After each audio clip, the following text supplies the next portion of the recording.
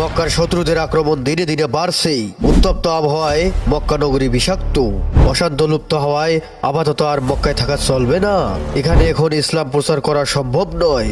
তাই কিছুক্ষণ মুহাম্মদ সাল্লাল্লাহু আলাইহি সাল্লাম ভেবে নিলেন।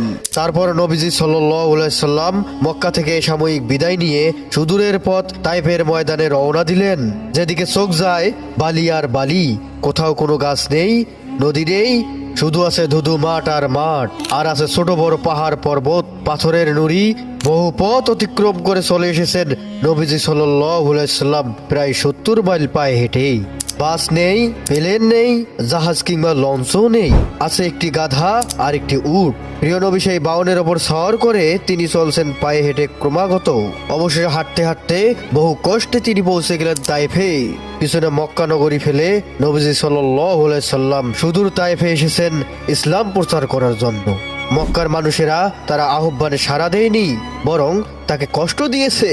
তিনি অবশেষে কষ্ট স্বীকার করে তাইফে এসেছেন ইসলামের দাওয়াতের জন্য, মানুষের সত্যের পথে ডাকতে, আল্লাহর বাণী শোনাতে। কিন্তু তাদের মনে কোনো সুখ ছিল না, কেননা তখনও সেখানকার সুন্দর মানুষ গড়ে ওঠেননি। তারা একে অপরের কলহ বিবাদে লিপ্ত থাকত, অপরের হক অবৈধভাবে নষ্ট করত, তারা বিভিন্ন পাপের কাজে লিপ্ত থাকত। আজকে উঠলেন নবীজি সাল্লাল্লাহু আলাইহি সাল্লাম। তার কোমল হৃদয়ের ব্যর্থতা জোয়ারে দুলে উঠল। তিনি দয়ার নবী, মানুষের অধপতন তিনি দেখতে পারেন না। মানুষ তো আশরাফুল মাকলুকাত, সৃষ্টির সিরাজীব, তাদের স্থান সবার উপরে। কিন্তু পাপী মানুষদের স্থান? নবীজি সাল্লাল্লাহু আলাইহি সাল্লাম একটু ভাবলেন, না, এদের কোনো দোষ নেই, কেননা এদের কাছে কোনো উত্তম এবং সুন্দর পথ আহ্বান আসেননি। এরা এখন আলোর ছোঁয়া পায়নি, শুনেনি সত্য সন্ধানের সুমিষ্ট বাণী।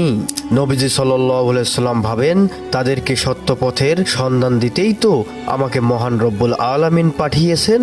সুতরাং তায়েববাসীকে দেখাতে হবে আলোর পথ। তিনি উদারত আহ্বানে তায়েববাসীকে ডাকলেন আলোর পথে, ডাকলেন সত্যর পথে।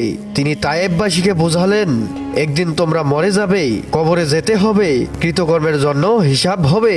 অতএব ফিরে এসো সত্যের পথে, ফিরে এসো আল্লাহর পথে।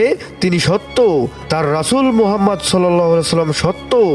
আল্লাহ ছাড়া তোমাদের জন্য আর কোনো প্রভু নেই, ত্রাণকর্তা নেই। তোমরা তার ইবাদত করো। আমার কাজ তোমাদের কাছে সত্যবাণী পৌঁছে দেওয়া। নবীজি সাল্লাল্লাহু আলাইহি সাল্লামের আহ্বানে তাইফের অনেকেই সাড়া দিলেন। তারা ইসলামের ছায়াতলে আশ্রয় নিয়ে প্রশান্তির নিঃশ্বাস ছাড়লেন।